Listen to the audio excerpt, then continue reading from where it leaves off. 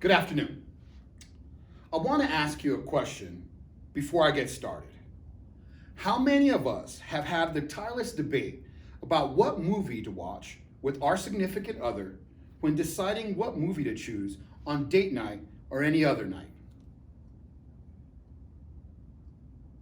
Looks as though many of us understand each other's frustration. Today, I'm going to critique the movie Chef with the purpose of alleviating your frustration. Unfortunately, it'll only be for one evening. You're on your own for the rest. Throughout my speech, I will outline the 3 reasons why I believe the movie Chef is the perfect date night movie. First, it breaks the stereotypes of what is traditionally considered a romantic comedy. Second, the film's supporting cast provides just the right amount of comedic balance. And lastly, the film excites your culinary senses while revealing the artist's struggle to stay inspired. As I mentioned, the film Chef breaks the stereotypes of what is traditionally considered a romantic comedy. Normally, the romance in romantic comedies seems too deliberate. The relationships in those films tend to develop much differently than how they do in reality.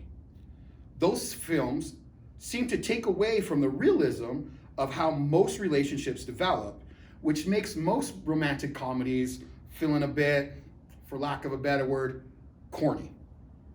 While the film Chef could be classified as a comedy, the viewer never really feels like they are watching a romantic comedy. The love that is kindled develops slowly and isn't seen until the end of the film. It is more realistic with its imperfections and its insecurities. Next, I want to discuss the film's supporting cast. The film's supporting cast provides just the right amount of comedic balance. The supporting cast is made up of some big-time actors. Actors like Dustin Hoffman, Robert Downey Jr., and Scarlett Johansson, who normally play the leads in big box office blockbusters. But in this film, these actors supply the comedic relief by playing non-traditional roles, which makes the film much more entertaining. One character to highlight is Martin, who is played by John Leguizamo. His character steals the show, and at times becomes the character the viewer really appreciates. The bromance that develops is the glue that holds the film together. We could all use a friend like Martin.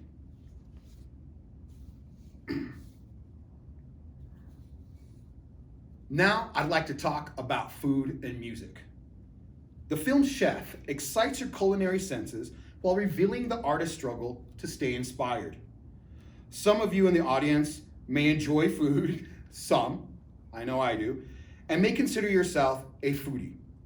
The film reveals the inspiration and devotion required to make truly great food, while also portraying the creative process to stay inspired as a chef. This is done with fantastic music in the backdrop.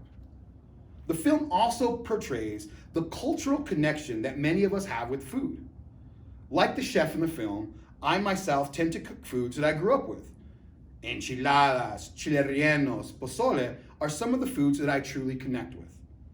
Much like myself, the main character's inspiration to cook good food is reliant on those connections. These are foods you don't traditionally see in high-end restaurants. This is how the main character feels. And as a viewer, you see how the chef struggles to either stay inspired or stay employed.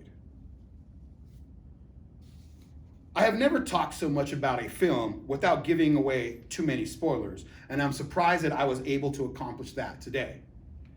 With so much data on the internet and so many streaming sites, it really compounds the frustration of choosing a film that will make everyone happy.